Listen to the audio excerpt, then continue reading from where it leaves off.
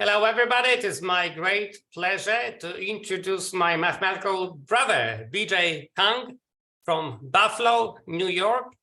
And he will tell us everything and more about sister algebras of classical and quantum groupoids. Byung-Jay, the floor is yours. The Zoom is yours. Take it away. Hey, thank you, Piotr, and thank you for the invitation. And definitely, I'm very much honored to be here in front of you and audience elsewhere. This is for three parts, the presentation lectures here at IMPAN. As Piotr said, the sister algebras of classical and quantum groupoids. But I chose a different running title, mainly because it's QQQ. It's cute. But in any case, the main aim is to report on my work with Andela and some of the ongoing ones about defining the framework for locally compact quantum groupoids. So to get there, I wanted to kind of bring in some of the background material, relevant material to build up to that. And there are 3 days. So the first day will be more or less about things that you mostly know about or heard about. But then some of the things are not necessarily new or anything, but maybe unfamiliar. But in any case, no attempt is being made to make any comprehensive review of these things, because main purpose is to pick and choose things that are going to appear later, so to make the annotations and terminologies and stuff like this. So what's going to appear for some of these things. So our main motto that we do non-committed geometry, and then some aspects that are relevant. The quantization parts will be downplayed. It's not really going to make any big entrance, but I still mention them, so that's here.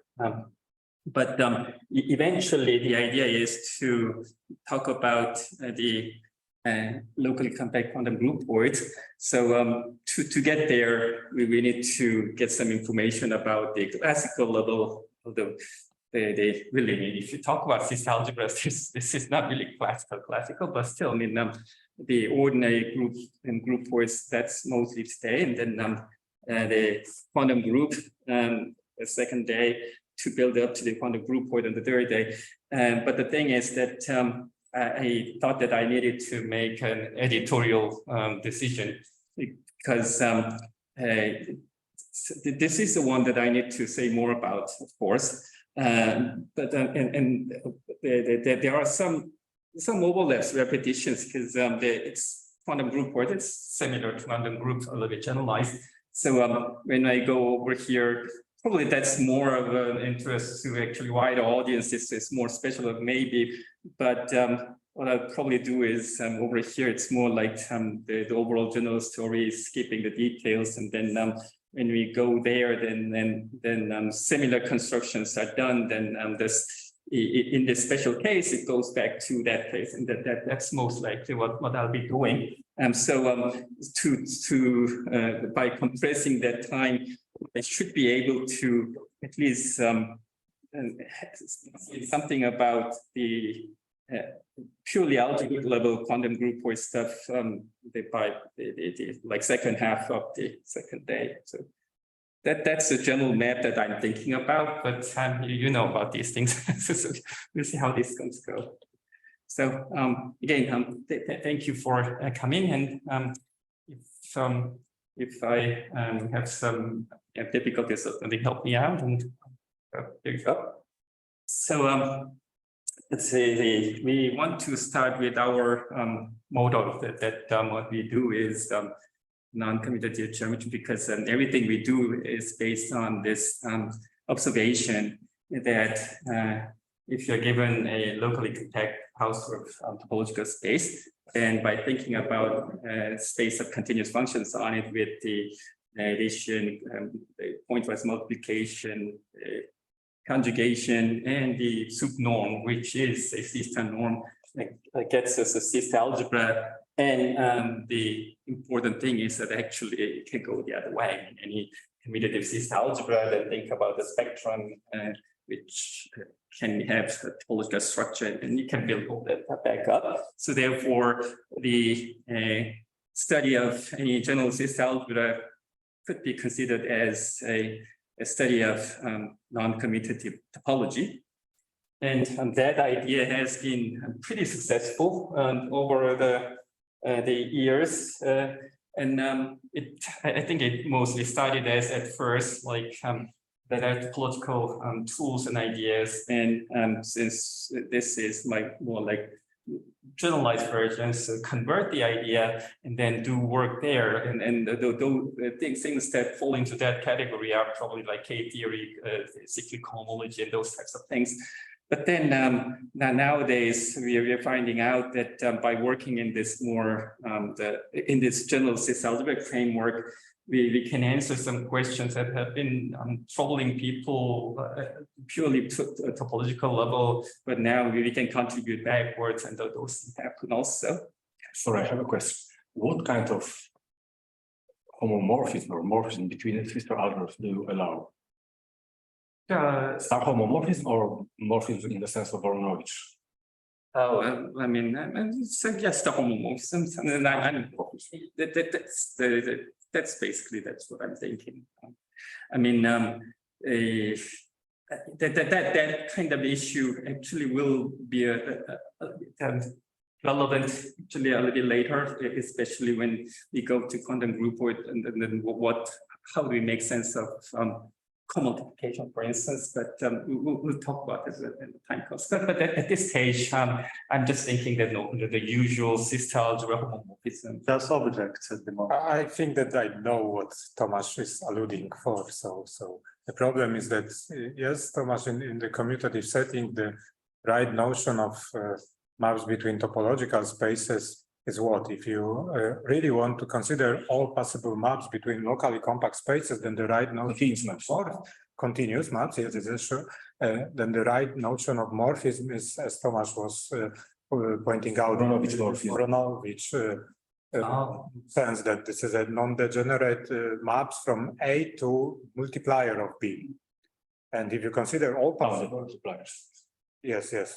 And if you consider all possible star homomorphisms from A to B, this corresponds on the level of these locally compact spaces to maps between these locally compact spaces, preserving this distinguished point in infinity coming from the one-point compactification. So this is right categorical view.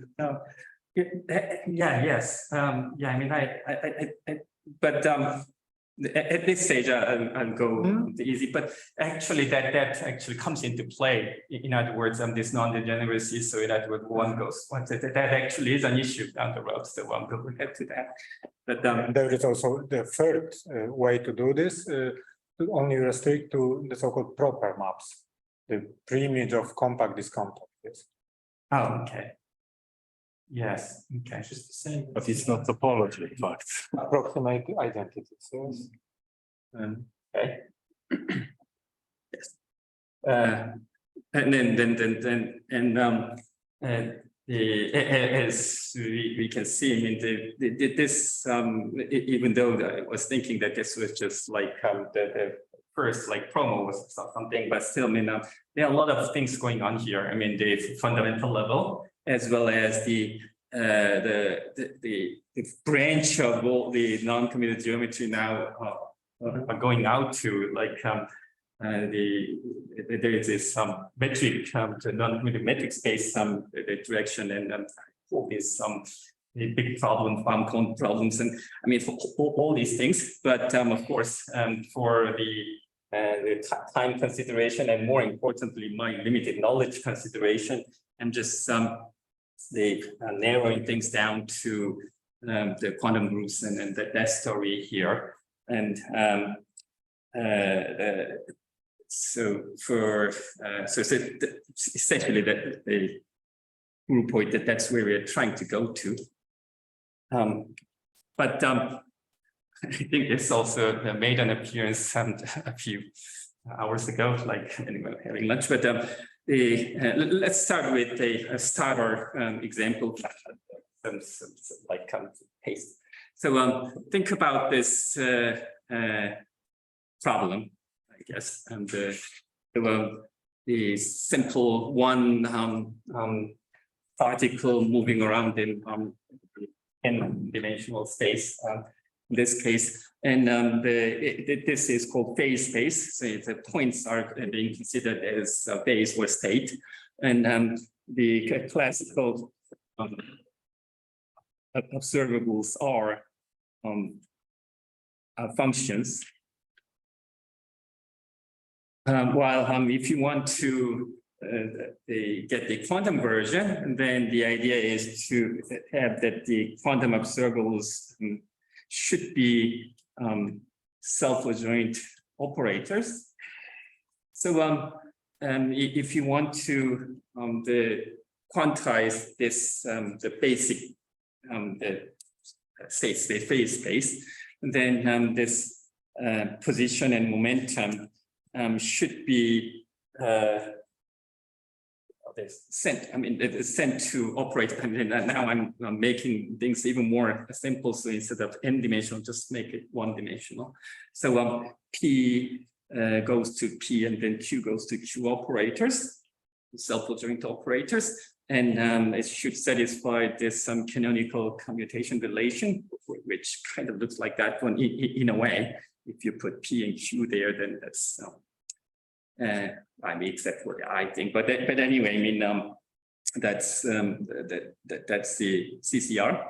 And then you think, well, I mean, operators, so I mean, it's a function in PQ, so I mean, if you use that, it'll work, but of course, the natural question is, it's not that simple. I mean, the things, I mean, even, I mean, it's not really the good example, but let's say just for argument's sake, if you have a function like this, I mean, in terms of P and Q, and then, well, I mean, I know where P and Q goes as operators, so where does that go to? Then because of this non-commutativity, this is, am I going to write as a PPPQQ or PQPQP or you know, those kind of obvious issues.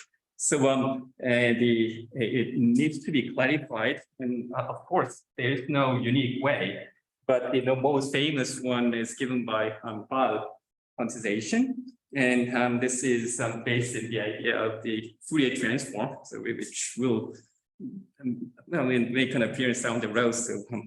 So anyway, I mean, this is two dimensions. So if you're given a function in I guess f in the function of R2, or for the purpose of working with this the derivatives and things, then there is actually a notion of Schwarz functions. And I don't know how comfortable you are with these things, but basically, I mean, continuous functions, but they're smooth, but vanishing very fast. But what's nice about this is that the Fourier transform actually sends Schwarz functions and back by inverse, so it's a good setting. But anyway, I mean, sent to the Fourier transform, and so that if this was a function of PQ, then it could go to like RS, and given by f of PQ times the I mean the x e to the minus I PR, and then QF. Yeah, I need to write more, and then the PVQ. Yes. Then it sends to the other wall, and then the Fourier theory says, well, it's R2. That's not really hard. We learned this. So you can go back, and then you can bring the RS function to PQ function. If you choose the measure carefully, then instead of writing like root 2 pi or something to avoid that and everything, if you they manage that carefully, then you can just think that replace this minus I with a positive I, and then you can get the inverse Fourier transform, so that if you take the Fourier transform and then bring it back, then you get yourself back. So according to the Weil idea, and then the other usual things like the pointwise multiplication in this world correspond to convolution in the Fourier transform. I think, but the idea is that think about the function as the inverse Fourier transform of itself, and then you can think like the inverse Fourier transform, which would be given as a function of the other two variables, and then and then according to, because now the wrong way. Fourier transform first and then bring it back. Let's do that. So take the Fourier transform and then bring it back by inverse. So I R P and then S Q and D R S. If I do that, then I'm going to get my function back. So the idea goes that. So probably you would like to include also some normalization factors. Yes, that's exactly that's called like Planck's rule measure and things like that, so that I don't need to worry about this that normalization factors. So that's kind of absorbed in here. And after combined analysis, people do that. We did that for convenience, and then the clever idea is to replace this PQ to those operators PQ, like. Sorry, could I ask, in the commutation relations, what is L? Oh, sorry, this is supposed to be, well, I mean, in LaTeX, I think, yeah, identity operator, and then basically it's a number. Yeah, so yes, that's solved, of course. And then, so if I use that, so this goes to the operator, that goes to the operator, then you get a new operator now, because it's in terms of PQ. So convert any function, well, I mean, so that you can integrate whatever, but the function to an operator.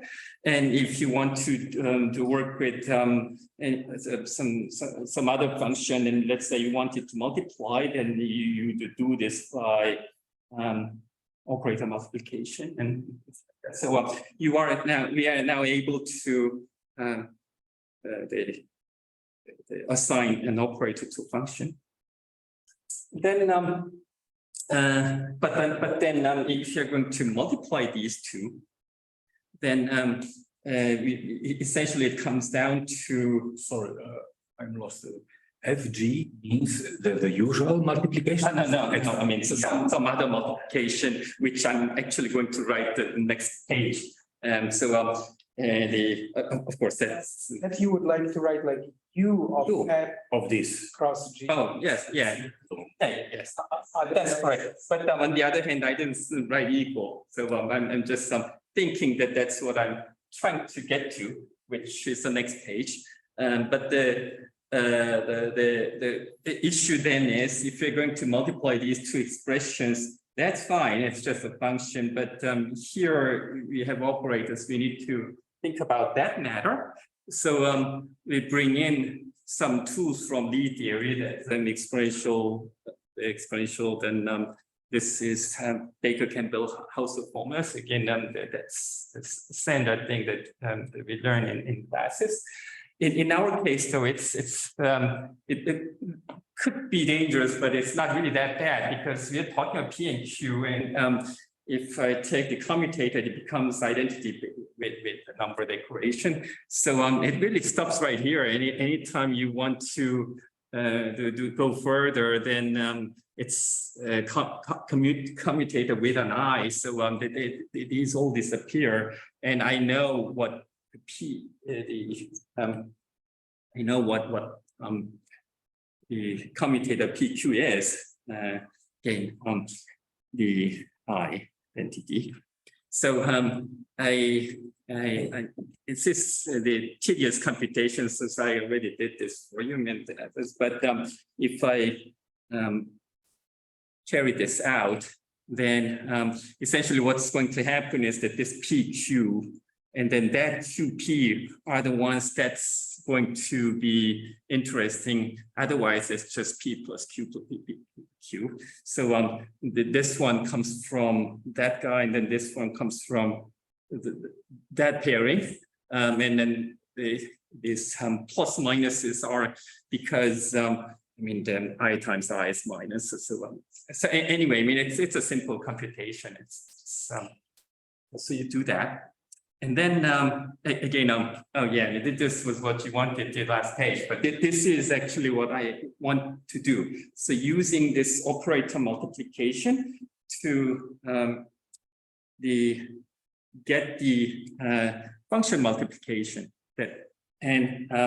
well, the computation I'm doing is the first part is just writing down the UF and UG, and here this for the exponential part, I could use this result here. I can basically replace this underlying part with that.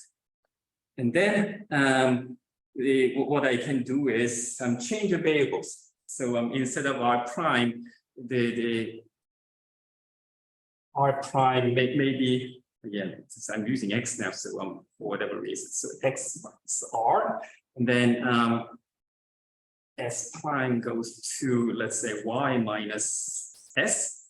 If I do that, then these two, so the X minus R and then cancel, so that's this I X. Oh yeah, I mean, if I do that, then it's not quite here. Then what should happen is, I mean, this, I think this dot part is what I want. So this one will stay. And then here, instead of those guys, it should become X minus R and Y minus S. Then this whole thing, basically this, but now, yeah, I mean, and so let me get lazy to do that, and then essentially you're going to get something like this, except that at this stage you would have had large P here and large Q there, because I'm working with the operator multiplication. But if you go back to how the correspondence between the function and the operator was done, maybe one page earlier, then the function and the operator are really basically replacing the P and Q with the operator, or vice versa. So what's happening is that if I do all that, then by using this relation, you get the multiplication between two Schwarz functions. And note that it's not commutative. So H is 0, then this one disappears, and it's just normal, what's that, the convolution. So but Fourier theory says that it will come back to the regular, the pointwise multiplication, but H is not 0, so there is something here. So therefore, what I get is not commutative. But same space, the different multiplication. And so what I have is that as I change H, I get the family of these non-commutative algebras with the multiplication given in this way, multiplication with parameter H. So far, H is supposed to be, H bar is supposed to be a constant, but our thinking is that if we think of it as a parameter and then let it go to 0, then it will become commutative. So, that's what just happened so far. Okay, so I got the new multiplication. And then actually there's more to the story. It's not just a default multiplication. It actually has connection with the Poisson bracket. Poisson bracket is a classical notion here. And if we replace, if we have like, in this case, it's dimension 1, so I don't need to worry about this. And then that, so if I had that, and then if I applied all this, then what I'll be needing is, well, I mean, here, by the way, is an expression for f. So well, why don't I use this? Then here, for instance, if I wanted to compute the FDP. Oh, yeah, I mean, this one's operator version, so I guess I should use the, cross this out, and then little p, little q, then that's f. So if I take the derivative, partial derivative, so I can ignore, I mean, it's a calculus, then as you can notice, this expression function. So in effect, what's happening is that you just multiply IR. Nothing else changes. It's just this comes out the exponential function, and then everything stays the same. It's just multiplication of IR to the whatever else. So so therefore, if I use it's kind of messy. So if I take that into consideration and go to where we were, then so the appearance of this IR thing is really because of that taking the partial derivative with p, and same comment. So that this whole thing actually is exactly the Poisson bracket. And oh yeah, I mean, I didn't explain this part, but that Taylor series thing is, so that's easy, right? So once I break it up, and then this part is this middle part is the Poisson bracket. So what's happening is that if I go back to here, then this is 1 plus the rest, and then things like that. So that with Poisson bracket and things that's I'm what am I saying with the replacing in this way. So therefore, at the end of the day, what's happening is that the my product comes down to really mean of course it deforms the pointwise product, but at if we think of as H as a parameter, then the first approximation is given by the Poisson bracket, and then something like that. So the people use that the direction is given by the Poisson bracket, that direction derivative. That's what that is. So what's happening is that the Poisson bracket actually kept that's classical notion, but it gives some information about where this goes. And the good thing is that it's for this particular example, we can actually go further. It's not just at the this Schwartz function level, you can think about, you can make it into CCR language and think about all possible representation of the CCR. It's not just a representation because of this. Actually, it's two cocycle. It's a projective representation. What is the norm with this lower index 1? It's just for H bar. Yeah, one because it's essentially convolution algebra. Yes. It's a convolution algebra essentially. So it's L1, and then they just then think about all possible, and then that way you get the universal system norm. Although I learned that I need to be careful about using the universal, but this relationship is made into ... and things like that can be made more precise by using this norm limit equation. And what's happening is, to summarize, basically what's happening is that now that I have a system norm for each parameter H, I can complete it to get a system algebra, which are going to for each H you have AH. So and they're all continuous. So forming a continuous field of system algebras, and the norm, according to the norm, this the correspondence relation, the multiplication and then the Poisson bracket, can be captured. Sorry? I'm a little bit lost. So you have three levels. Yes, C0, you have Schwartz function, and you also have polynomials in P and Q. Yes. So if you have, the polynomials are a bit too big. To do. I mean, you want to stay within this C0 to talk about the. So what do you mean by saying that U is a representation of a CCR? CCR is for polynomials. Yes.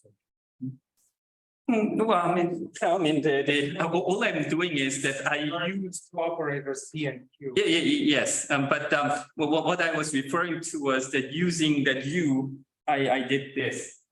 I made the function, the Schwartz functions become operators, so that's when I was saying the U is a representation of CCR, then it's technically that's not exactly it probably, but since I'm using that U to do this, so I'm referring to this the thing. So okay, but which can be considered as L1 algebra too. So what is the flexibility in this notion? So this is essentially the choice of what?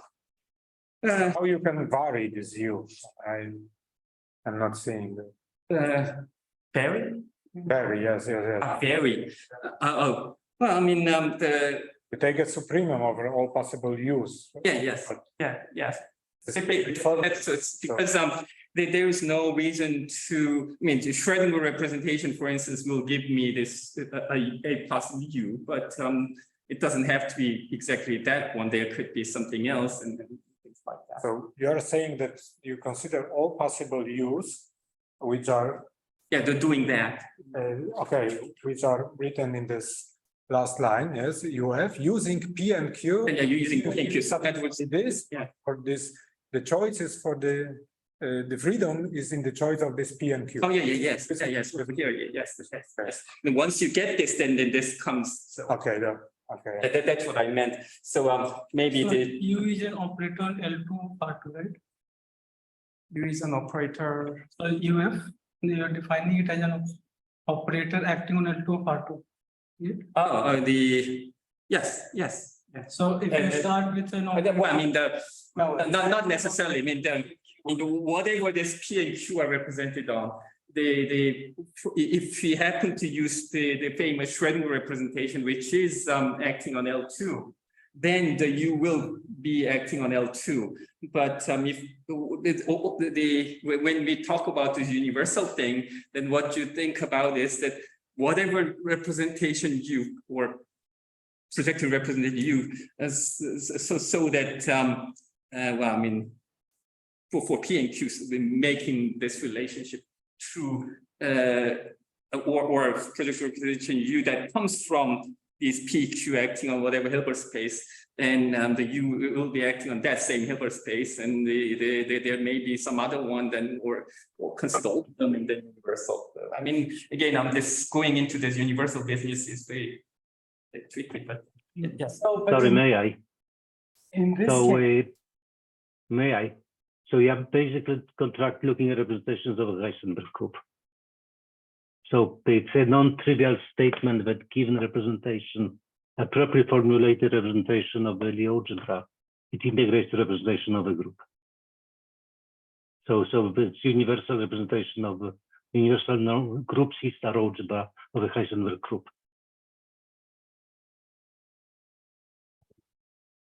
I'm afraid. yeah, I think I know what he means, but in this case, after all, there is the Weil-von Neumann theorem, and you actually don't have to worry about universality. Yes. The Schrödinger pair will give you the maximal norm anyway, and this is the representation of the semi-direct product of R with itself, right? Yes, that's where I'm heading. It's an amenable group, so.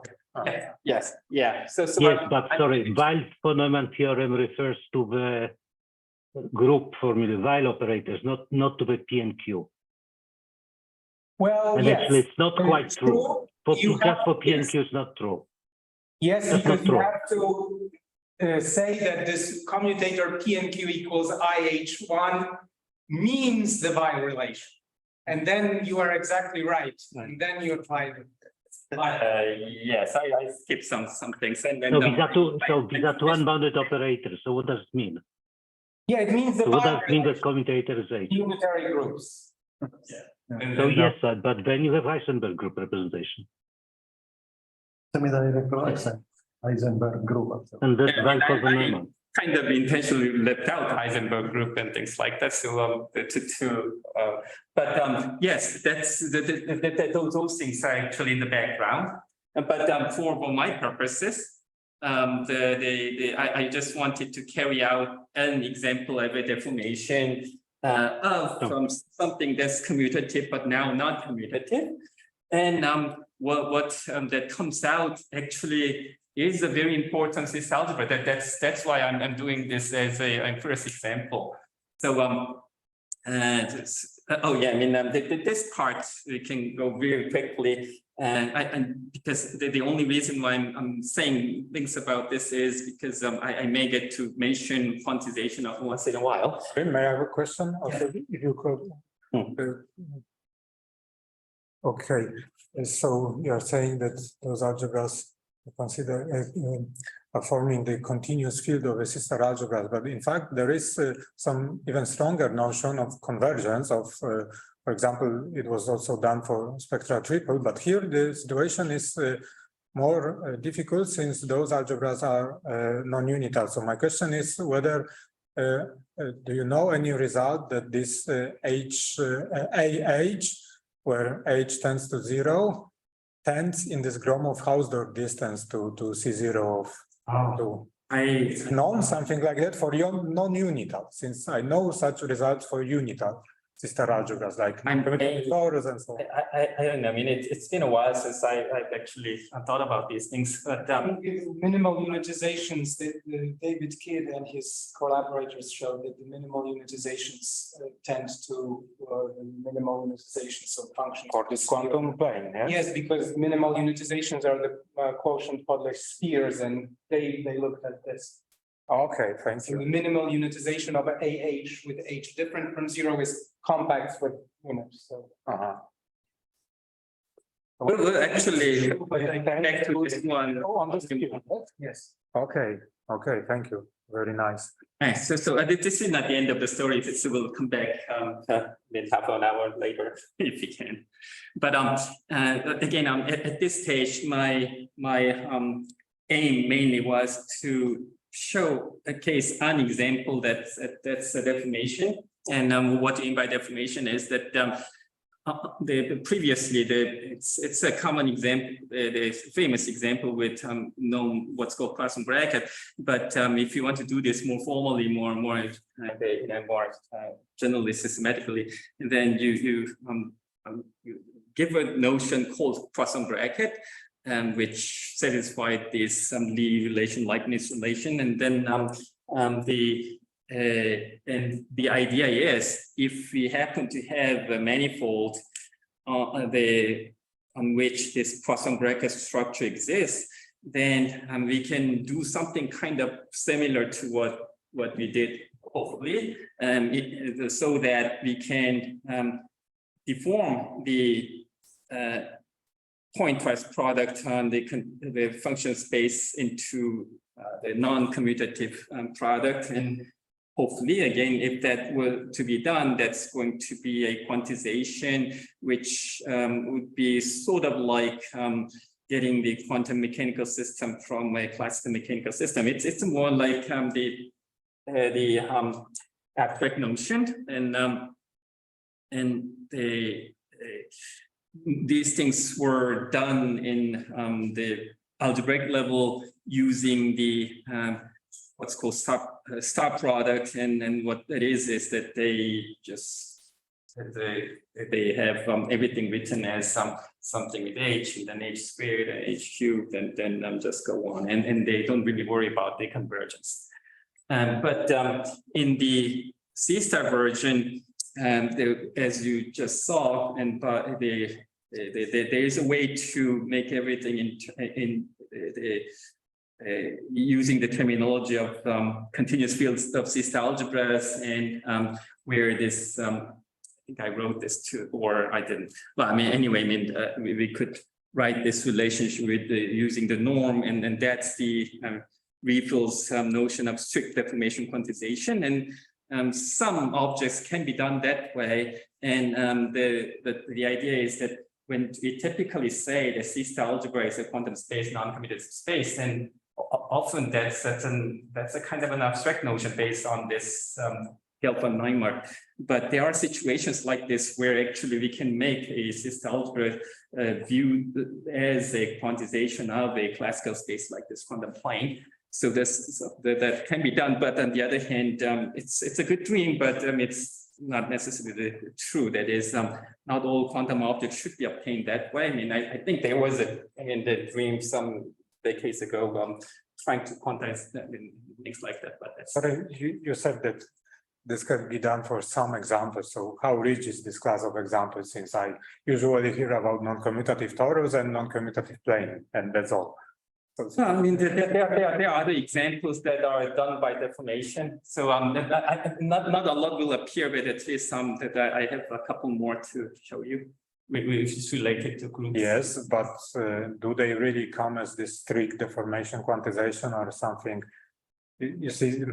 Well, I mean, yeah, I mean, the scope is limited, and then you may wish to actually relax the strictness and things like that. And as I was saying, I mean, it's not going to be that you're going to get all interesting ones by deformation anyway.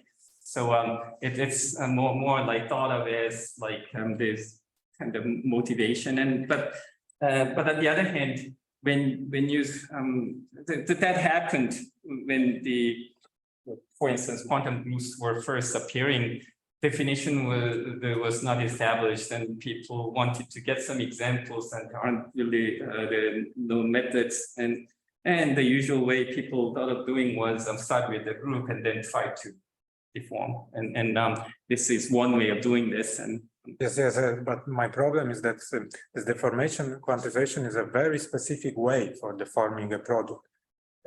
Bearing in mind some physical application and keeping contact, but maybe application is too much of a word, but keeping contact with this classical situation. And in this context of more general, like quantum groups, I would say that the story is usually that, okay, you have some presentation, you have some relation, and then you focus on one of them, viewing it like the most important one, and then deform this particular relation. But there is some choice in doing that. Yeah. I don't know whether I agree. So the scope is not clear which relation it is more. Yeah. Yes, but yes, that's true. So that's part of the reason why I kind of left this this topic. I mean, this was the one that I the first start things with, but in some sense, but on the other hand, there are situations where this kind of thinking is useful because you mentioned generators relations, but if you're working with non-compact, then the generators can be unbounded, and that's another layer of difficulty. And if you can avoid that, Yes, but if something is unbounded, you no longer work on a sister algebraic level, yes. So right, but that was that took some time, but I need to recalibrate. But in any case, that one is the more like subtle example to think about these things. But for our purposes, still, I mean, it's going to be about groups and groupoids. So for the next few pages, let me just quickly go through those things that you already learned. I hope. Topological groups, where it's a group, but the operations, multiplication, inverse, they are continuous, and in particular, we want locally compact groups because there is a well-known, important, and the results, so that we can have the hard measure, meaning that if the measure for this set is the same as translation, no matter what you multiply from left, that's left hard measure, and then we have the notion of right hard measure if this way, that way is correct, but then anyway, right multiplication. But the thing is that the left hard measure does not have to be right hard measure, and vice versa. So if that happens, then you need a notion of a modular function, so that let's say the mu x, let's say, represent the left hard measure, and if you do that, then if this is a left hard measure, then it's not going to change. But if you have something same measure, same left hard measure, but if you have this right translation going on, then it's not going to be same. So to make it same, then you need some decoration, and then that turns out to find the Why? Oh, sorry. Yes. Yeah. I mean. Yes. Why? And that way you get and that's what modular function is. And so some groups are nice, so that the modular function happens to be one everywhere. Then that's convenient to work with. But in general, you have to consider this. And the L1 algebra can be given the algebra structure with the convolution gives the product, and then there's the star.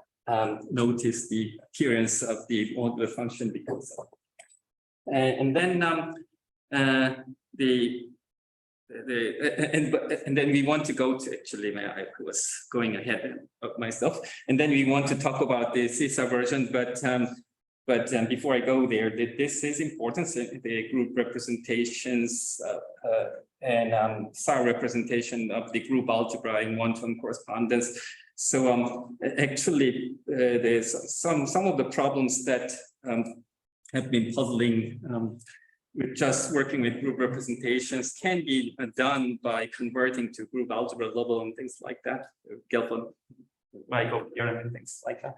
So that's let's move on. And among those representations, if we consider the regular representation, and then you using that, so that now it's an operator. So using that, you have this operator norm, and then the completed, and you get this algebra, which is a reduced group system algebra. And then if we do again universal thing, then you get the full group system algebra.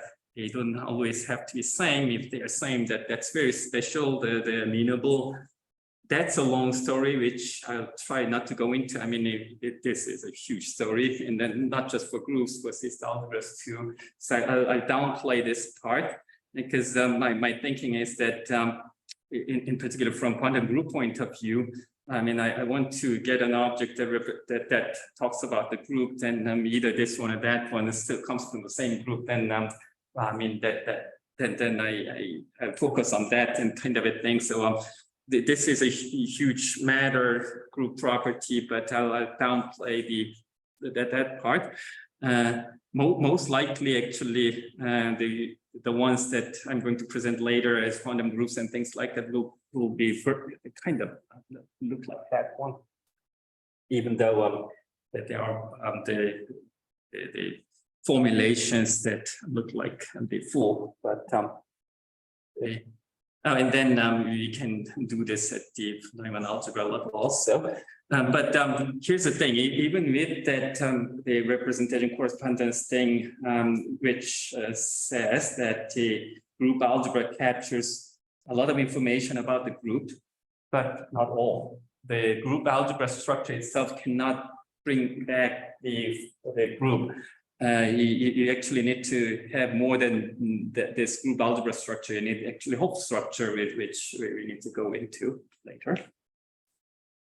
Right, so that's about the group, and there are some leftovers. We'll get to that later, but I mean we need to get to groupoids too. So again, this part I'll probably considering the time we spent with the other stuff. Maybe I'll try to go quickly here too. But so let me see. The quick version of this is that it's kind of like group in the sense that there is a multiplication identity inverse, but multiplication is not always defined. So some elements can be multiplied, some cannot. If there are, but on the other hand, if they can be multiplied, then they would satisfy associativity. That's one, and inverse for each element, you have an inverse. So that if you multiply the inverse, then you get something that looks like an identity. But I say looks like identity because in this world, there's no one unique identity. There can be multiple elements that behave a lot like identity. And as you can already see here, so as part of defining the inverse, if you look at A inverse times A times B, then B. So this is an inverse. But the problem is that you cannot just multiply any B. You have to multiply the other elements that can be multiplied to A from that direction. And but still, they look different but behave like an identity, so that there seem to be a lot of things that look like an identity. So lots of identities, and those are collected to form the unit space or base space, and in other words, collect everything that behaves like identity, then that's it. Or you can start with this one, I guess, but in any case, that's the unit space. And there are two maps called source and target, and depending on the authors, domain and range, and source and range, with a whole bunch of the combinations. But I'm going with target and source. We already saw that the A inverse times A and B times B inverse, that those things are like getting you to an identity, well, I mean, an identity. Sorry, you defined groupoid as a small category, but at this level, you rather prefer to view everything like morphisms, yes? And somehow you identify this unit space, those objects with particular morphisms of the form A inverse, yes? Yes. Which identify identities with objects, yes? Yes, that's how I want to actually. Okay. So in other words, loosely speaking, something I mean, here are these the objects or the unit space, and then there are elements. These elements up there. So in other words, all these elements having the targets, and then all these elements that have the sources and things like that, and then. For instance, this element and that element can be multiplied because it's actually cannot be multiplied because its target is here, its source is there, so then you cannot multiply. But this one and that one, then no, yeah, that one and this one could be multiplied. Something like that. So you have to have the so in other words, to be able to say that A times B can be valid, then yeah, of course, in the back page, I was saying the set of the composable pairs, but how I would want to understand it is that the source of A is equal to the target of B, so something like this, I guess. Target is written like this, right? But B is same as B inverse B, and B inverse is and then if that's essentially the same as so in other words, if target of B is equal to source of A, in other words, if B inverse is equal to A inverse A, then you can replace AB with B inverse B, which can be replaced by A inverse AB, and then that will make sense. So and then that makes sense only then that will make sense. In other words, source and target should match. Then you can multiply. Otherwise, you can't. And the best way to consider this is I drew this picture, but another way is that. Here's an arrow and this other arrow, then you cannot multiply, but here's an arrow and here's the other arrow, then you can multiply. Yes, so the convention is like for a composition of morphisms, yes? Yes, and yeah. So which I may have even written, or maybe not. Now, yes, but yeah, to think of this morphisms, and then you need to go there and then start from that domain to go to. Okay, so element on the right acts first. Yes, yeah. Yes, that's why I drew the arrow this way. Yeah, I mean, so maybe I was sending you, so I probably had it wrong, but that's what I meant. Right, and then we can also think about, just like groups, topological groupoids. Well, I mean, there's a topology, so that the space is, let's say, in particular, locally compact. But if you want to say locally compact groupoid, then well, there are lots of spaces involved here. Actually, it's not just G. You need to think about this G0 and things like that. They should be all and then G2, and accordingly the product topology considered, and then they reduce, and so they're all okay. Then you would say locally compact. And if you are locally compact, then you can talk about the groupoid algebra. We go on a chat. I think there is some question maybe or a comment on the chat. Oh, okay. How does it go? Do I push that in? I'm afraid you have to leave. Right. Yes. We'll be back, but sharpness. I mean, she already knows about these things. Examples. Well, I mean, again, I probably need to compress time a little bit. Any group is obviously groupoid, but in this case, you have only one. I mean, one identity.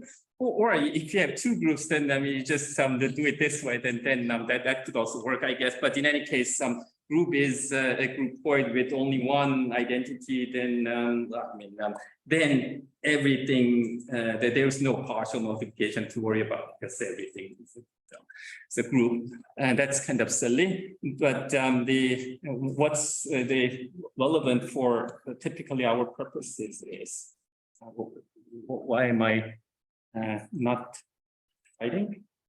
What did I do? Is there for some reason it won't write? Maybe I'll try my fingers. No, it's maybe I have it. Oh, yeah, it's good. I don't know what I did. Probably you have. Yeah. I think. Okay, so well, I mean, think about equivalence relations. If you are contained in R, then you so X, Y is a pair contained in R, then you consider that X and Y are equivalent and things like that. And then among those, you cannot just multiply this equivalent pair and then the other equivalent pair. The only way you're allowed to multiply those two equivalent pairs are when these two are same. So that's what we mean by partial multiplication, and then the product will be defined by something like this, and that definitely is some equivalent relation because of transitivity. Given an element like this, and this is a target, that's a source. So the source and the target should match so that you can do multiplication, and then inverse is switching oh yeah, I mean these elements are basically the base space, which are all these elements, and that those are the base elements. So any equivalence relation becomes a groupoid. Another famous example is the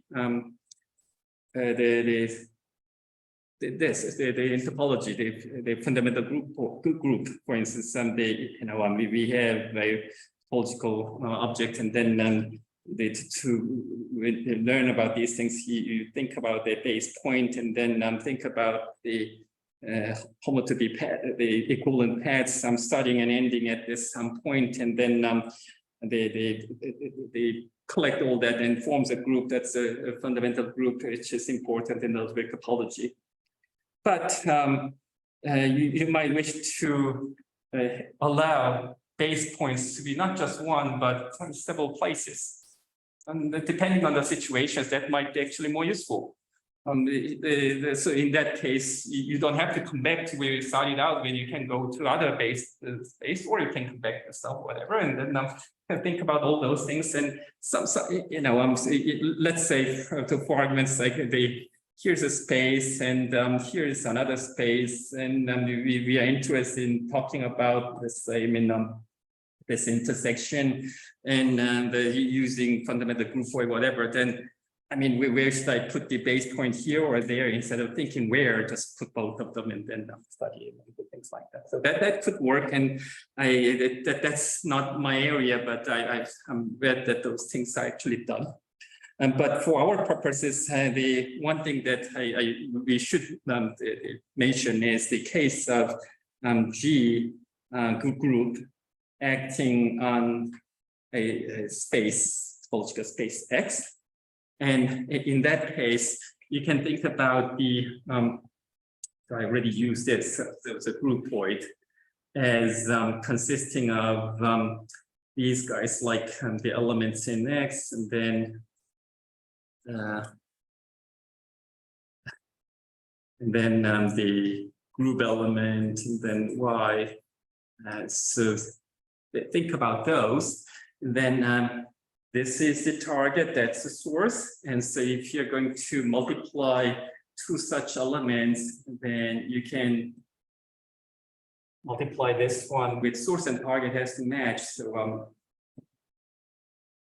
sorry, what is written there? X, G, Y, and then what? Because the S, the apostrophe S. So S, so set. Okay. English. Can you ask that X is the X G times Y in this setting? Right?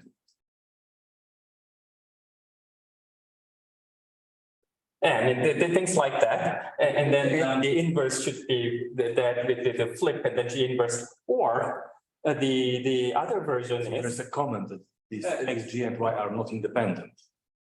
Yeah, X. Oh, yeah. X is G times Y.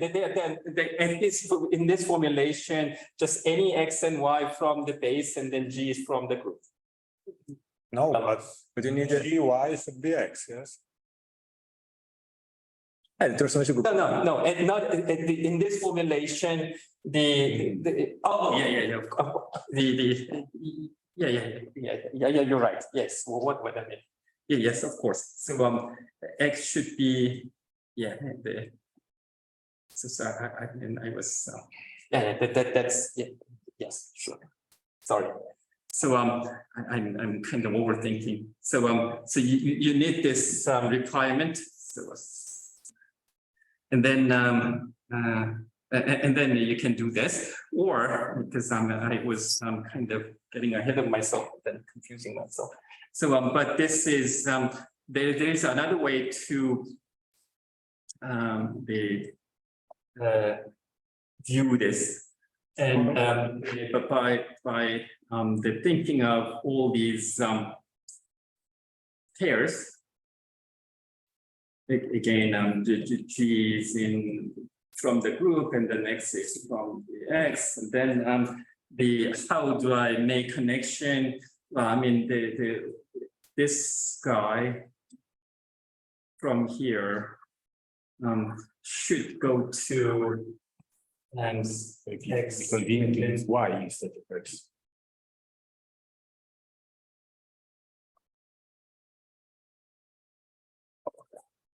So if we do that, then you can make a one-to-one correspondence. And what I was going to say was, I think this which I mixed up because was that over here there is no restriction. They can be anything from G, anything from X. Here you actually have some restriction. But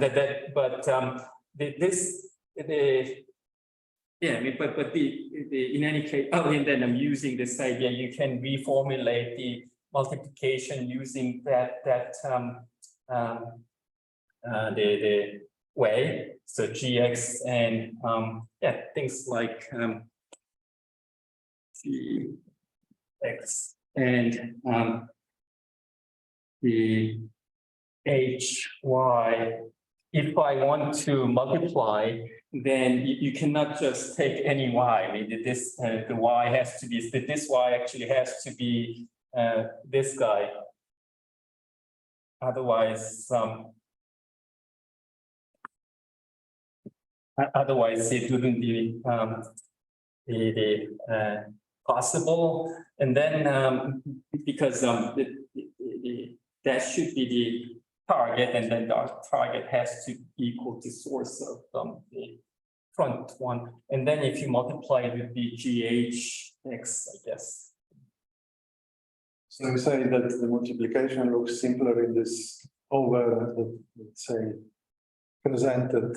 This one looks simpler, yes. Yeah, but on the other hand, especially for cis algebra purposes and later trying to write it as a cross product and things like that, I think this one's being used more often.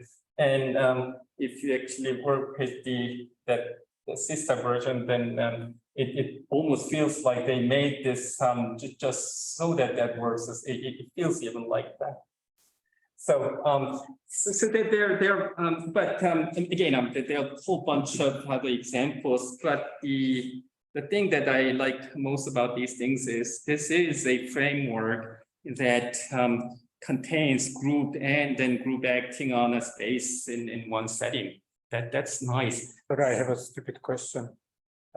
What is the right notion of isomorphism between groupoids viewed in terms of category theory?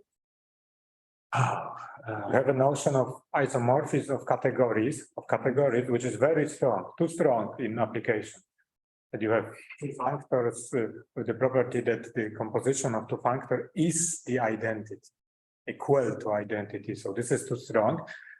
More natural notion is this notion of equivalence of categories, where the composition of two functors is not exactly the identity, but it is naturally isomorphic to identity. So what about groupoids? What is the natural notion?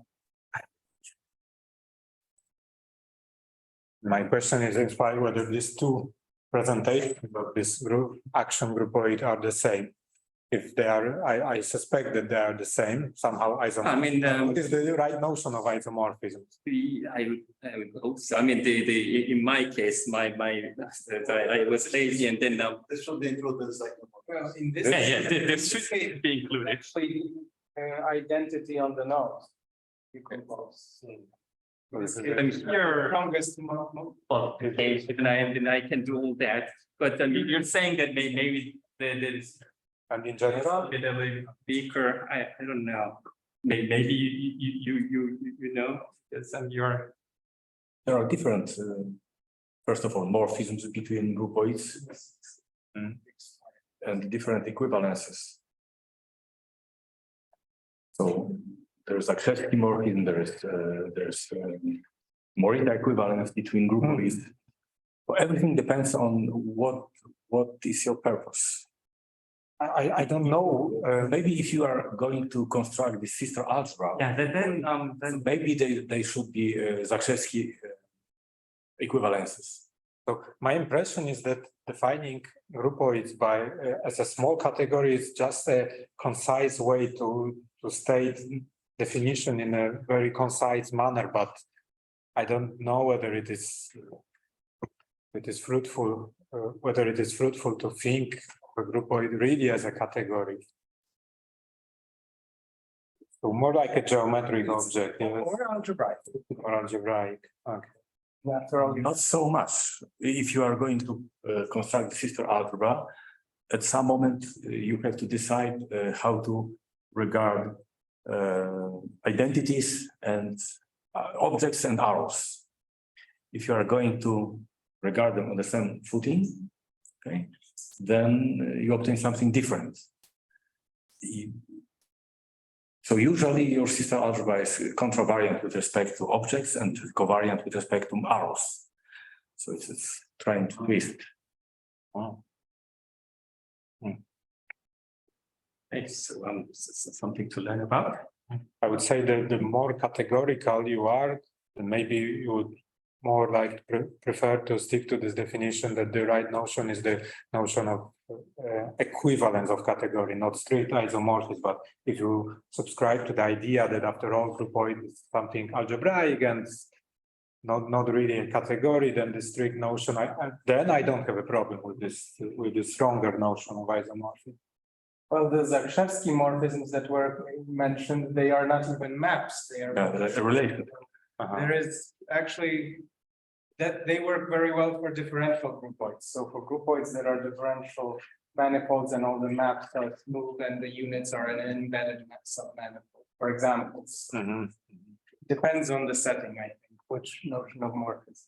Now, if we go to the sister algebra setting, what gives the sister algebra its morphism? Okay, well, then I think for Zakrzewski morphisms, it's actually just the identity relation.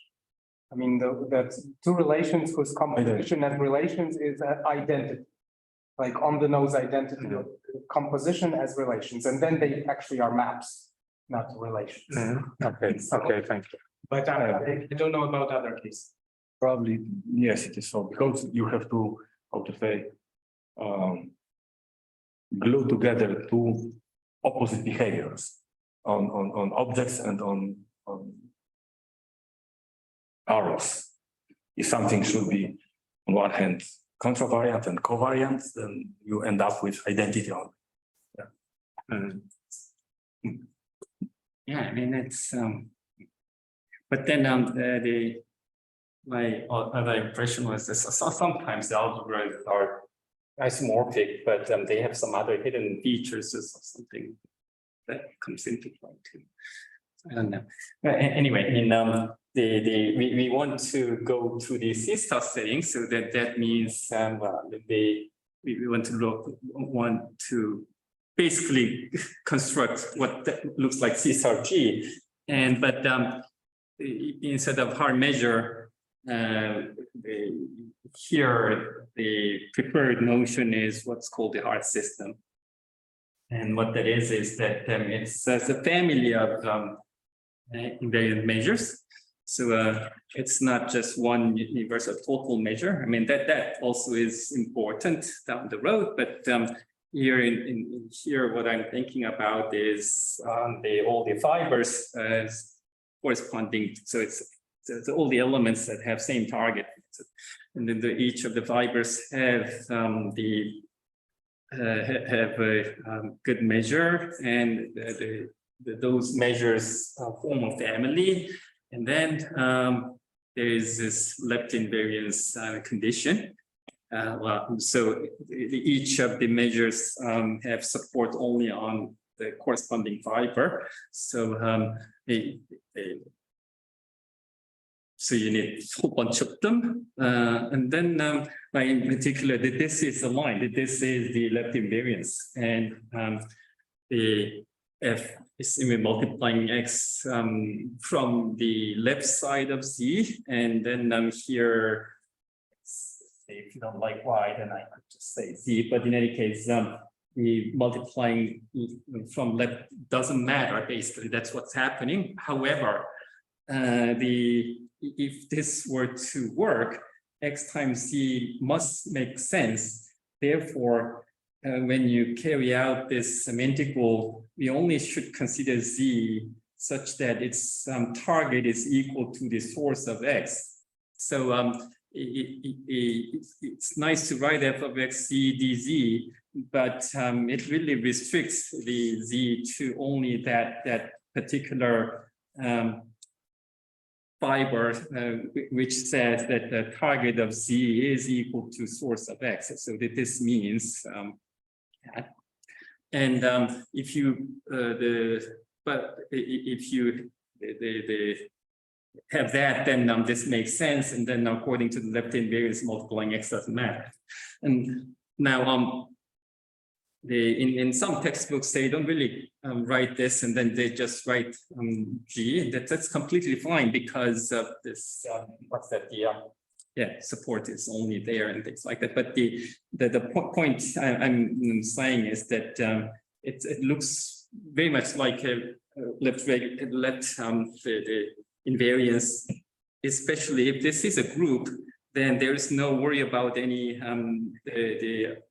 different identities. That means this is whole thing, and then this is exactly that left invariance.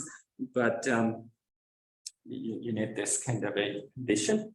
But this question: are you assuming that G is also Hausdorff? Yes. Yeah. Yes.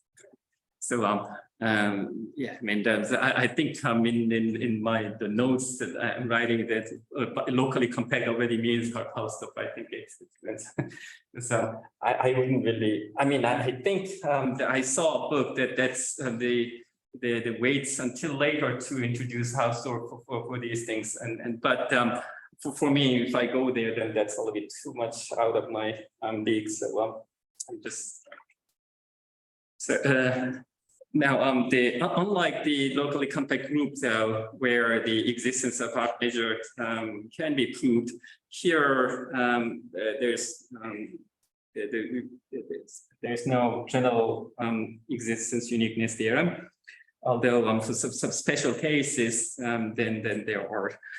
So typically, what people do is when they talk about locally compact groupoid, then they include the specific hard system with it, and then start from there. So we will do that.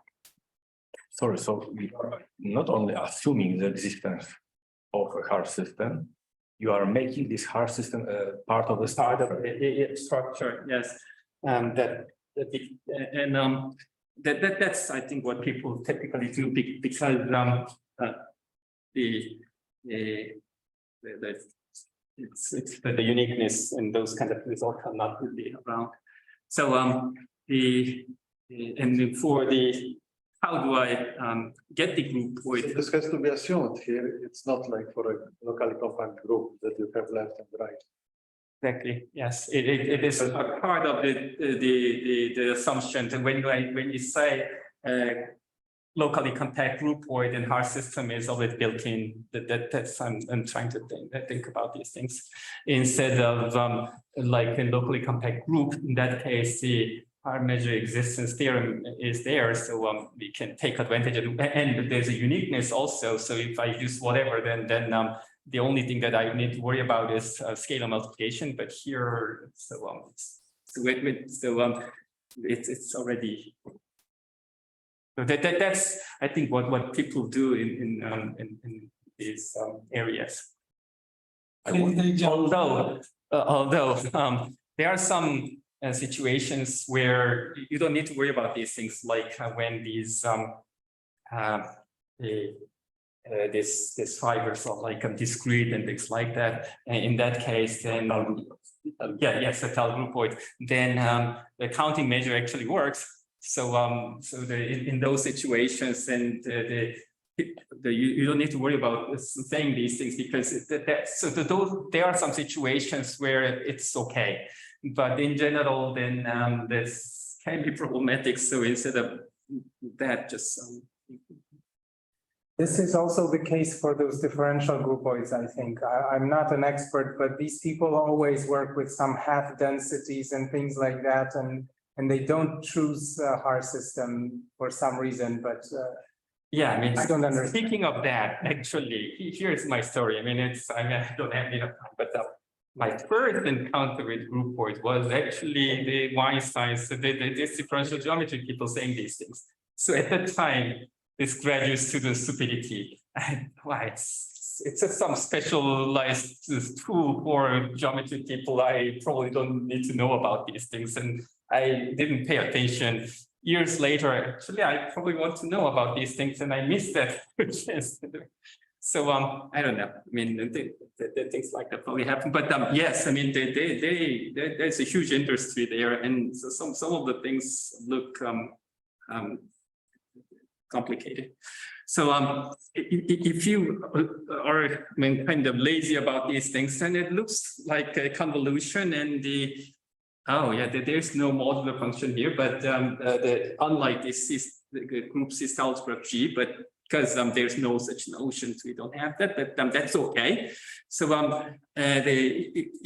just to write it like this, and then and you can kind of guess that where Y should be restricted because of multiplication is not always defined. So it's in some sense natural, and then you do that, and then it works. So why this you don't get here the modular function? Why without me? Well, then you can make it one. No, not necessarily because of that, but you cannot really define what a modular function is at this stage. So, but we go like this, and it still works out. So it is okay still as a yes. So we will get to that. Yes, it will work out. So does it mean that also you can omit this modular function for a plane group? No. Groups are particular. Not really. Exactly. So this is not consistent. It seems that way, but we will get to that. So page or two later.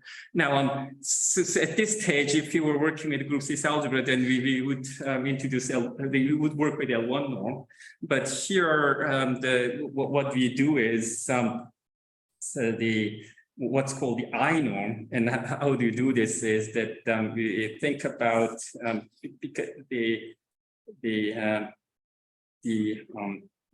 this is supposedly lambda, and so to think about that, and then it's kind of slow.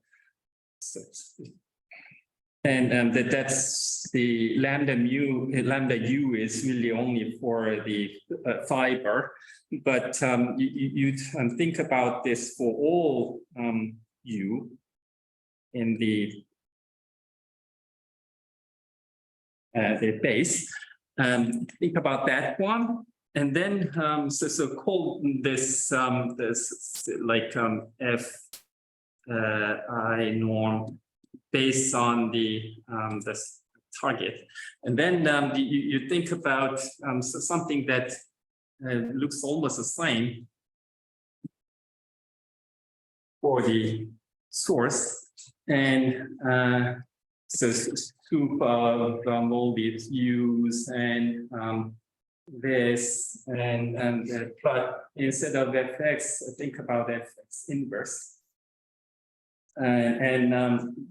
It's the reason I mentioned sources that even if I write it in this way, if I change x to x inverse, then the target becomes source. So I'm working with these things, but if you want, then you can have x, and then probably you could write lambda u in the bottom, which represent the course you can measure for the sources and things like that. But anyway, think about those two.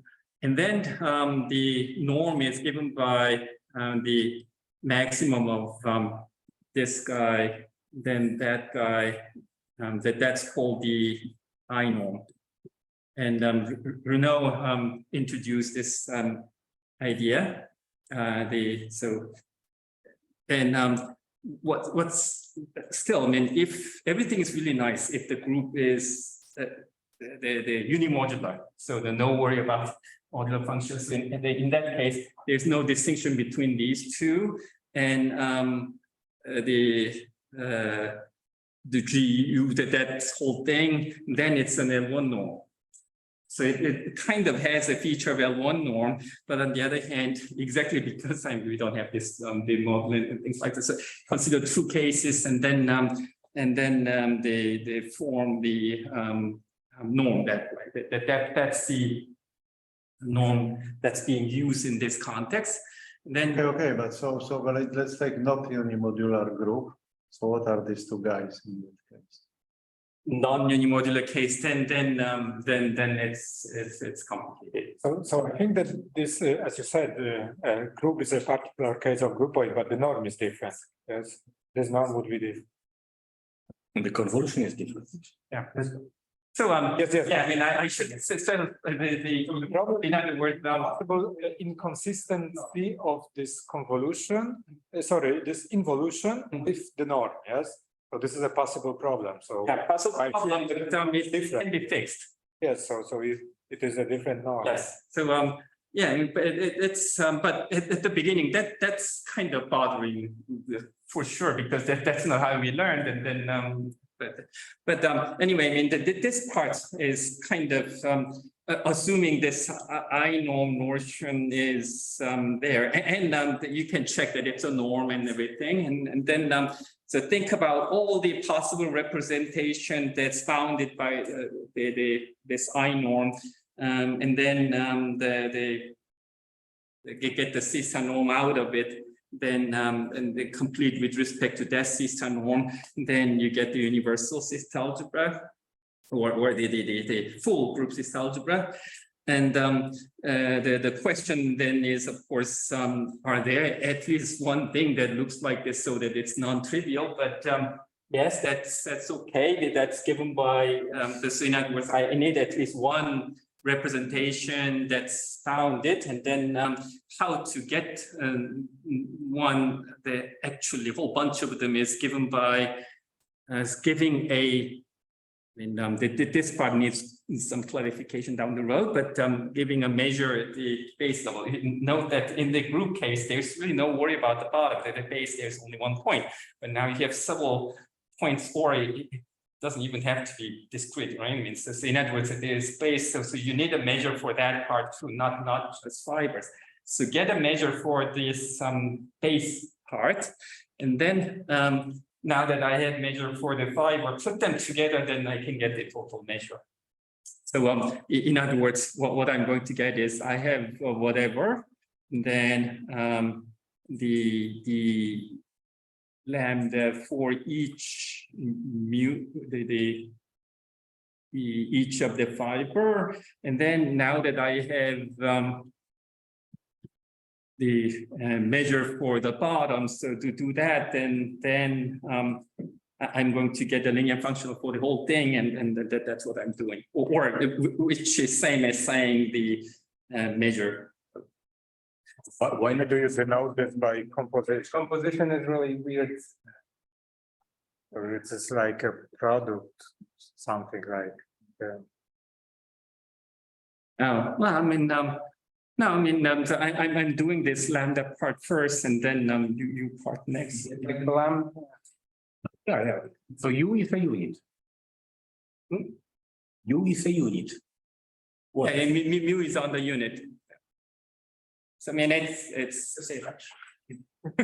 okay. But anyway, I mean, I know what to do with each of the fiber, and then but now put them together. So that's what this is. There's only the notation is a little bit confusing. So Well, I don't know. I mean, that's what it's a typical Right. the typical books write. So that's. I guess you can think as a function of from the algebra of the group or the algebra units and then algebra units. I mean, no, one thing that I need some parameter, and then I mean, of course, these are measures that are functional. So in that sense, yes, that part I'm being lazy. But yes, but there is a way to. I mean, it looks like the left multiplication. So there is a way to. So I'm skipping some of the kind of technical thing is, but my point is that I mean, I wrote down this guy, and then suddenly I'm saying that guy. So what that does is that I'm replacing all this this with inverse, and that would be the other total measure based on. So instead of phi inverse, there should be phi composed with the inverse somehow. Or a pullback of this. Yeah, pullback. Yes, that's what it is. Pullback. The inverse. The measures. Push forward from forward. Yeah. I think that's a better name. Yes. You did right. That's what that is. And the reason why that needs to be done is it's just for obvious reasons. If you want to make it work, and then for the multiplication to work, and then if you want essentially you want to cancel out some of these things, and then if you want to do translation and you want to multiply from left and instead of right and things like that, so it's because of those kind of silly reasons. But in any case, there is a way to build a representation that happens to be bounded with respect to that I norm. So the question of this defining the universal norm, then to anytime you want to talk about universal norm or whatever, then the problem always is that there should be at least one object in there, so that it makes sense. Otherwise, you get empty, and then at least there are a whole bunch of them depending on measure. Although that can be problematic, so we will need to say that. Although I don't know. Once again, you have to measure on the space of units. You have measure on a fiber, then you construct a measure on the whole space. Yes. Then you said that I minus 1 is something. But that one is basically Not pullback, push forward. Yes. So Inverse on the whole space. yeah. So in other words, it's the inverse at each of yes. the whole space. There is an inverse map on the whole group. Okay. So that's yes. So I mean, it's still the same. It's the same idea. It's just that instead of that one, I'm talking with this one. Then you're going to get that. So so in some sense, I'm not working with this left heart system, but by taking the inverse, take the right heart system of some sort. Not all sorts of exactly that, but the reason why we want to do it that way is so that so that we don't need to bring out the modular function and that kind of thing in a way. So, now that's the full, but that's the representation. But in particular, if you just make life easy, instead of thinking about the measure and the whole thing in the bottom, just pick one point and then the point measure and do the same thing, then the problem becomes simpler because when you do this integral, then it's not over. In other words, you just think about only one fiber which is left in with this lambda. So but in any case, you need to you think about for each of them and consider only those guys, and then take the soup, and then you get the reduced version. This is algebra.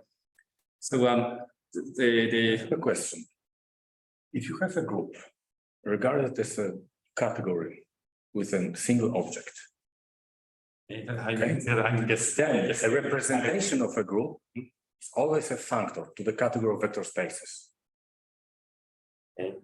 Okay, so now take this groupoid and consider this kind of representation.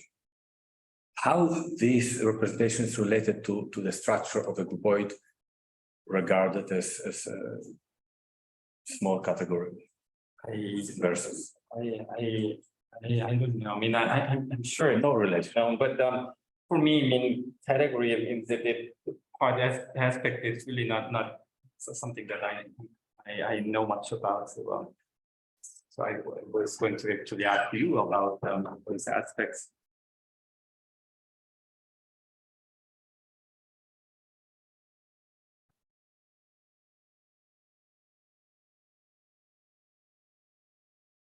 Thanks. And I mean, so I will think about that, but I mean, representations. Now, anyway, I mean, the at the very least, we need to fix this issue, right? So I don't have a lot written about these things, but the thing is that we want to so let's G is a group.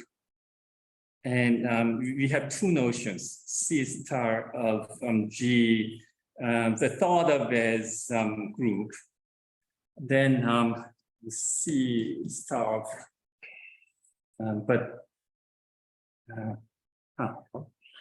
what happened? And this one thing happened.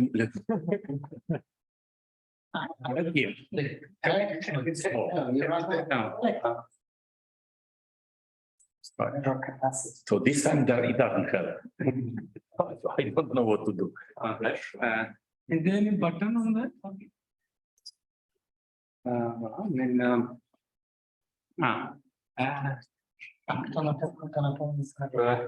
Oh, wait. I know what I can use this, but yes, but so somehow it went taken over by this, but and help me.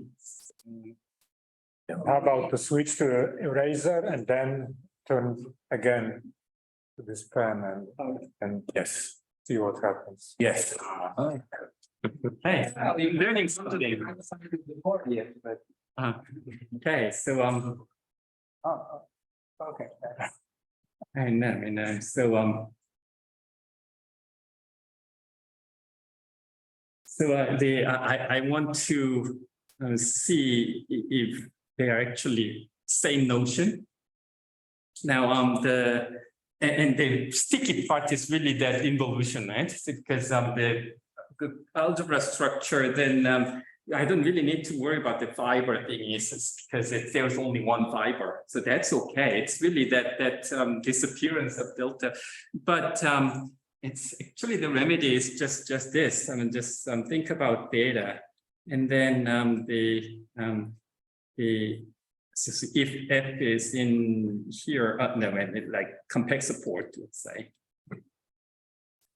and then think of that. Oh yeah, and then thought of as a group function, and then here, and that's the if I do the function with that, and then you multiply because now I now have this notion because it's from the group, and then something like this, or maybe this is -1/2. I mean, one of those two.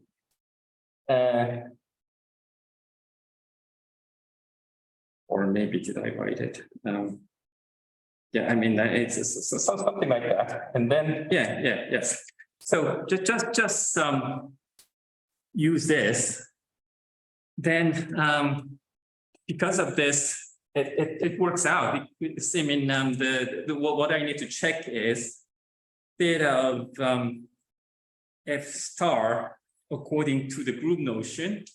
Is it equal to bring it here, then start with respect to that notion, okay? And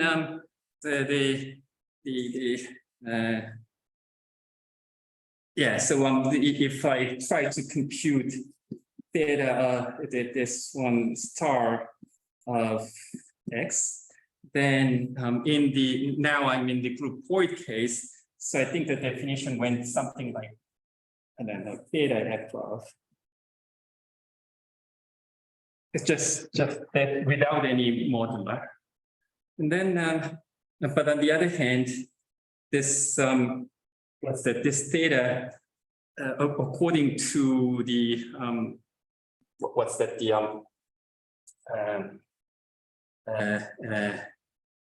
group, the definition, then it's supposed to be here. Then how does it go? This one, and then take the inverse, and then I need to have delta of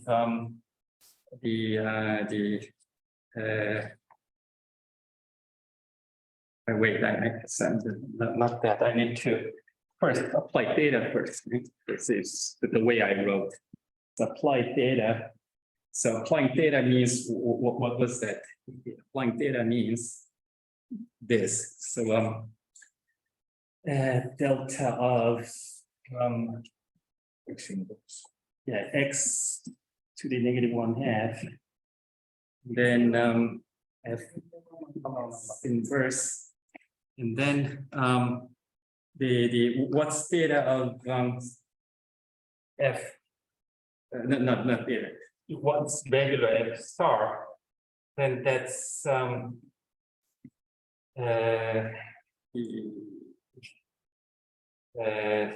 f x inverse with a bar, then delta x to the, is it -1?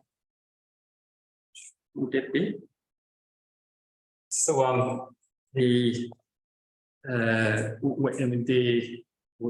what one is missing? Yeah, this one, that one, and then this one. There should be delta here. And then apply here theta. Apply here theta, which is multiplying this guy. So in other words, I need to multiply delta to the delta of x to the 1/2. And so in other words, what I'm saying is here I delta to -1/2 here, delta to -1/2 here. I mean, my handwriting is messy, but actually it works out. Correct, only in the middle you wrote delta of x raised to -1/2, and it should be either x to -1 and this to 1/2, or delta of x to the -1/2. I mean, there are no square roots in general, like in general. X -1/2 does not make sense. What did I do? But it's correct in I mean, if you make the corrections that I see. Morally. Yeah. Yes. And so then probably I wrote something bad, but You just said the parentheses. Square roots. The parentheses in the group, please. The parentheses Yeah. should be on x and not Yeah. for the exponents, not after exponents. yeah, this one is Be outside the parentheses. But delta is a bomb 1/2. I think that's. No. No, -1 and 1/2 the outside. oh yeah. Outside delta. And then I think it checks out, because then this one But -1. -1. Then minus X. That's what I meant to write. Yes. Yeah, I mean this was -1/2. Yes. Outside. Yeah. Yes. For x -1 and outside the parentheses. Outside. But then, because delta is a homomorphism, so the -1 can come in and out. Okay, That's no problem. okay. So this is correct. Yes, this is -1/2, and then this is Homomorphism. 1/2 -1. sorry, and it's kind of bulky, so it's my excuse, but still. So things like that can be done, at least the algebra level. Now the norm, again, that's also not that obvious if you think about it, because these are not L1, same L1 norms, the norms are different. So that needs to be taken care of also. Sorry, you have two general star algebras. If you have star algebraic isomorphism, then it is isometric. I need to show that isometric part, right? Because at this stage, all I did was the stars are okay under this map. And then the algebra part I can skip because the definition is same. I mean that this is a general fact in the theory of star algebra. If you have star isomorphisms, so bijection and star homomorphism, then it is necessary isometry. But this was only defined on a dense subset. Yeah. That's the. Okay. C of G. I see. But Sorry, I don't understand one thing. You said that you can omit this algebra part because it's the same, but theta is not an isomorphism of algebras. He is showing that it is an isometric. No, I mean, extend it to. well, I mean, where is the multiplication? Okay, so you have two maps, one and the other is inverse, but both of them are defined only on the dense set. So we don't know what happens. We can complete it, Yeah, I mean, extend it. yeah, I mean, it actually works out. Yeah, now that I think about it, because of this deltas, I guess you need to be more careful. But actually, the checking that the data present multiplication. That's right. Yes, it needs a little bit of work, but yeah, but still, Look at it. Look. Mm-hmm. Because delta is a homomorphism, so we get delta of y times delta of y inverse on delta of x, and delta of x is also on the left-hand side when you apply theta. So I think it actually cancels, and everything is. Yes, yeah, I mean, it's that one is actually easier. Just put it in and then they cancel. But you have two copies on the left-hand side and one copy of. Yeah, and y cancels from the two copies. Y and y inverse, because delta is a homomorphism. No, it's just the data of not data, delta of y to y1/2 no, here. Yes. And then the fy, and then the over here, it's the same idea. Delta to the minus. So here, okay, now it's cancels. Yes. Yes. Why? Yeah. Actually, over here, it doesn't even need to do much. You need to just plug in, and then it works out okay. So, so in other words, the point I'm trying to make is that according to data, the multiplication, and then this multiplication, and then take the involution, they all get preserved. But the bigger issue, another big issue that need to be looked at is, what about those the data methods and things like that? Is this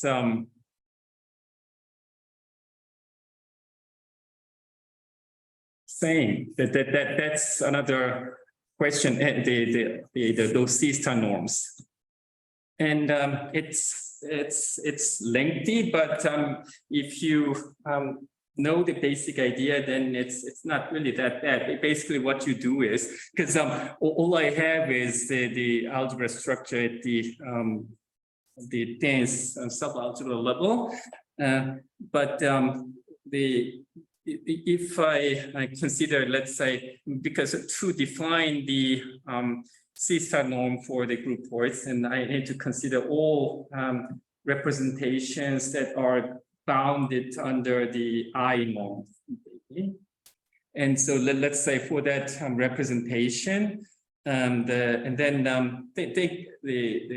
data sends from here to there. So if you think about this, so in other words, think about the function at the group as considered as a group function, and then move theta by theta, move it to the groupoid function, and then apply L. And you can do checking and then show that this is actually a bounded representation with respect to the regular group algebra structure. If you, in other words, all these things that they should be less than the C star norm for the group. And then it's therefore, because the representation norm decreasing and that kind of a thing. And then if you take the supremum, still it's going to be less.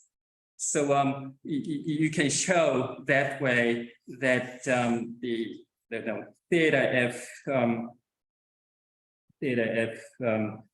the norm is less than the f. So this is at the groupoid thingy. This is the group thingy, and that's true. And then you can basically do this the other way. In other words, if I have any representation which comes from any representation of the group algebra, which comes from actually unitary representation of the group, and then they bring back by theta inverse then, and then think of it as a function, as a kind of representation from the groupoid algebra to whatever, but and then check that that's actually bounded according to the L1 norm, the I norm at that time, and so therefore, even if I take the supremum, still they should be less, so you can show it this way. So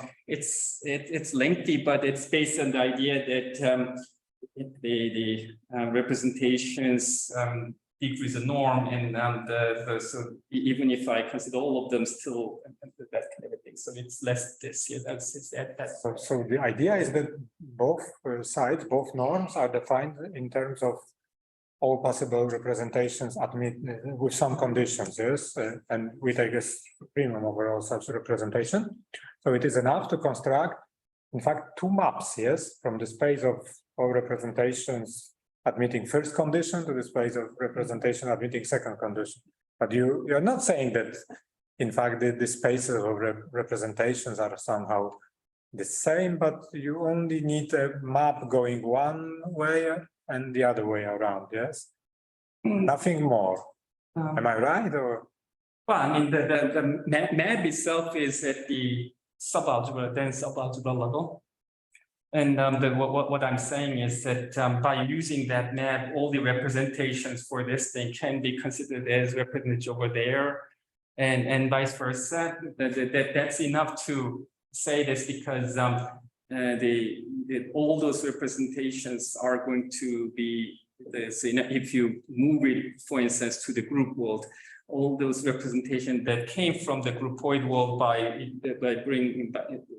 brought by the inverse, then they are all continuous, fortunately bounded over there, and decrease the norm smaller than the C-star norm that we already have. So whatever supremum we take, it's still going to be smaller, and this is a similar idea the other way. Yes. What I meant is, I was using the term map, so I mean maps between representations. So one norm is defined as supremum of all representation belonging to some set, call it R1. On the other side, call this set of representations admitting some condition, call it R2. And what is enough? To have a map from R1 to R2 and have a map from R2 and to R1 and nothing more. Yes. You don't need something like that R1 is bijective with R2. No, you just need a map from R1 to R2 and the other way around, yes? Yeah, that's what I'm doing. But on the other hand, the norms are, especially the I norm is the usual one, so you need to be careful. Could you come back to your convolution? Sorry? Could you come back to your convolution formula? Do you really mean this? No. It was okay. Thank you. Ale utożsamić te naczynia biekcji, a nie skonstruować obserwacje. Right. So and then the Oczywiście to wystarczy. similar idea works, as you can hope. So group acting on a space, then that'll determine the groupoid, and then that groupoid system algebra done the groupoid way works essentially the same idea, worked it out, and then basically same technique, same idea, and then it turns out to be group system algebra. And then I was actually going to come back to this matter. I mean, I have a whole bunch more, but at least I wanted to come back to this matter because there were some lingering things that we didn't get to. So let me try to compress this, considering the time. So for the other ones, and I'll get back. I'll put this in tomorrow's Saturday, Wednesdays. But it boils down to this. When the function to a UF, but those functions were on R2, and so basically what's happening is that at the R2 level, this U is not exactly a representation, but represented with a cocycle, and that cocycle term has to do with this Heisenberg group and then the extension. But if you don't go there, but that's what's actually going on. But what we can do is, instead of thinking of it in this way, break it into two parts. And then, so when I say V, then V means really the U of R0. Just the first coordinate. So R0,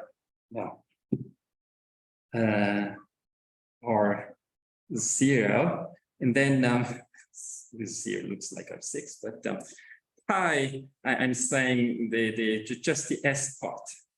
And the reason why I kind of wish to do it that way, it looks like S prime, but anyway, the pi S means that.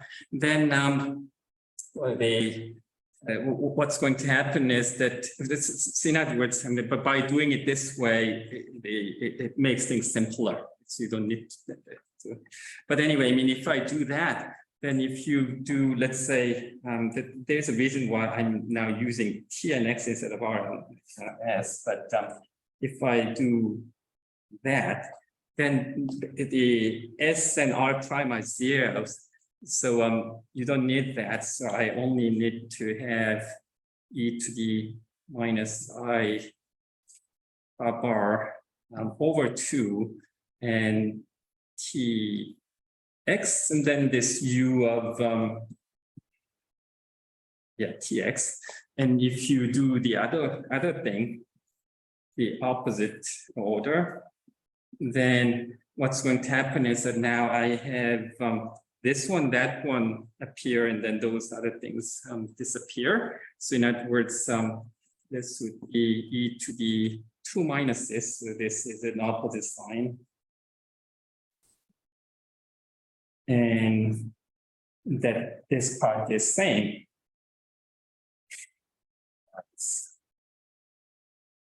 So therefore, if you compare those two, because these two are same, move it over, and then that's how I got this. So that these two do not commute. So that's what I got. So how I got is, again, just multiply this thing over there. And so that I'm up till there. So in other words, well, I mean, that probably needs to be clarified, but in any case, working with this U is same as working with this pair. And then a clever trick is this part, e to the IHTX part. Think of it, think of it as a dual pairing between T and X. For convenience, I'm taking the one with plus as the dual pairing. So this is the conjugate. But in any case, I mean, I get T and X and then put it together, and then I get a number. well, I mean, the unit size number, but in any case, that's a dual pairing. So think of it in the dual, thinking of that as a dual pairing means that one of them is being considered as actually the dual of the group, but on the other hand here, this is real line R, so it's not that hard. So what I can do is, this V is already so if I work with just V, then because V is really R0 is 0, so there are no S's. So if I just only work with a V or just work with pi, I should have said that now. And here, this is not representation, this is projective representation, but by breaking up into these two, these are representations of R. But by viewing it in this way, I'm thinking of one of them as actually representation of R hat, actually, although R hat and R are same. So what's happening is that this V, I am still going to think of it as a representation of the group R, abelian group R. And on the other hand, pi, now that I flipped it, when I'm going to think of it as giving a representation of C0 over R. How do I do this? Well, I mean, not R hat, because but R, although again, R and R hat are the same, but still. So take the function here and then take the Fourier transform and then bring it to the R hat world and then apply pi. So what I'm doing is pi of f should be defined such that just take the Fourier transform to the flipped world, which is now being considered x, and then apply pi x, and that's how I'm going to represent functions on R, and for the V, that's going to represent the group R, and then what's going to happen is that this pi, the representation of the function space, and then V, the group representation, they form a covalent pair. So and it's possible to check the covariance relation. I was meaning to, but considering the time, I'll just skip. But just write this down with using the translation and Fourier transform, and then they cancel and it works out. So what I'm saying is this: the one that is this quantum, C is here, right? Quantum plane, the quotation, because it's not C0 R2, it's a deformed one, right? That one actually is none other than the cross product algebra given by the R implicit by the translation, and that is given by this this formulation. Maybe you could write on the left-hand side H bar somewhere. Yeah, yes, that's the one with this that one. And yeah, I mean, if H bar is equal to 1, then it's all same. And I mean, R2 with lower index H bar, since the left-hand side is quantum. Yes, that's what this means. So sorry. Sorry, BJ, you have -3 minutes. Can you wrap it up, please? First, yes. So this is my last comment. So in other words, that's the situation. And then, by the way, maybe we also know from elsewhere that this one is actually isomorphic to compact L2. So to wrap things up, it's a deformation object, and then it looks like it came from this formulation and that formulation. You don't think that they are groupoids.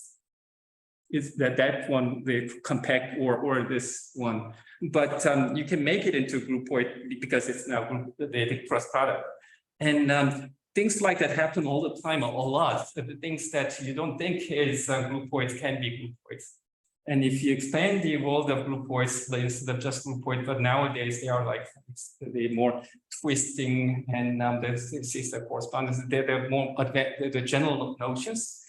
Maybe quantum groupoids can contribute to that. So these generalized notions, then the scope can get much bigger, because things that you don't think will be are in there. So I have more things to report to you, but so for instance, duality matter I never really got to, but that's it's fine. Thank you. Okay, thank you very much. And let me stop recording.